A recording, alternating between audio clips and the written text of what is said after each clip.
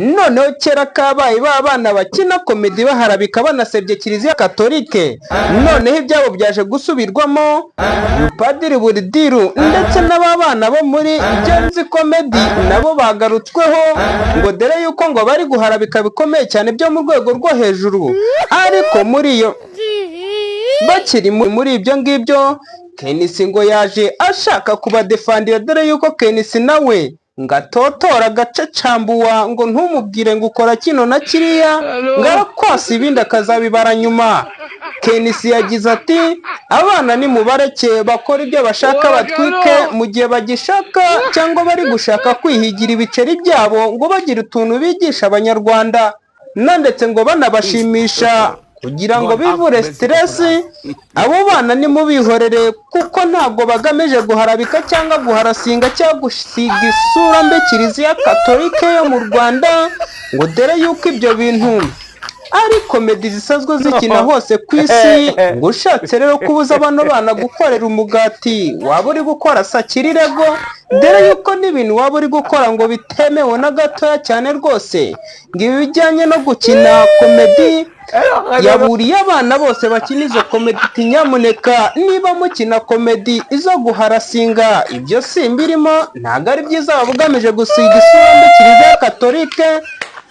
Naho ubundi ngo niba uri gukina komedi bisanzwe byo gushimisha abanyarwanda cyangwa gushimisha abantu, endereye akazi yako, twika ibindi bizaba biza nyuma.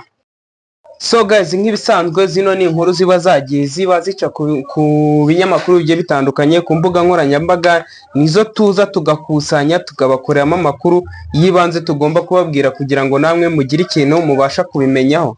So uyu ni Musenyeri igihe yakoraga ikiganiro bamubaza ku bijyanye n'amadini nagira n'ibyo asobanura kuri kiliziya katolike, yageze haravuga ati bano bana bakina komedi bakina ibintu bya kiliziya ngo baba bari guharabika cyangwa bagamije kugira gusiga isura mbi kiliziya.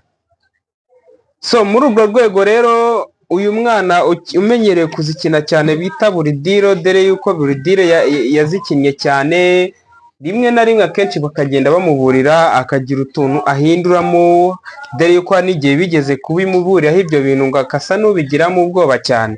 So Buridiro rero yaje kwiterekana bakora ikiganiro kuko nk'umuntu bireba, ariko nanone mbona akantu kabisembuye cyane. Hari akantu ko muri Genzi komedi bakinnye harimo ngo abanywatabi ngo Mariya nuza bita Aisha ngo ni Mariya ibintu nk'ibyo ngibyo.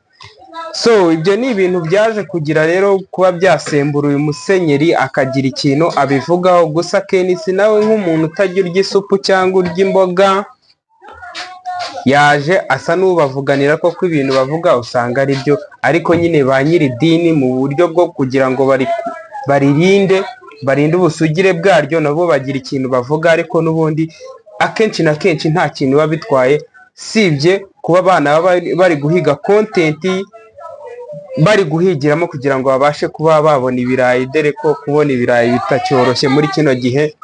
So ibyo ni ibintu bikinwa ahantu hose muri Afurika, ku isi ibyo ngibyo birakinwa, ntabwo ari ibintu bikaze cyane. Akaba ari nacyo Kenisi yari arimo ababwira ati izi boro zirakinwa ahantu hose, abana ni mubareke. So nanjye nunzemo ndavuga nti abana ni mubareke.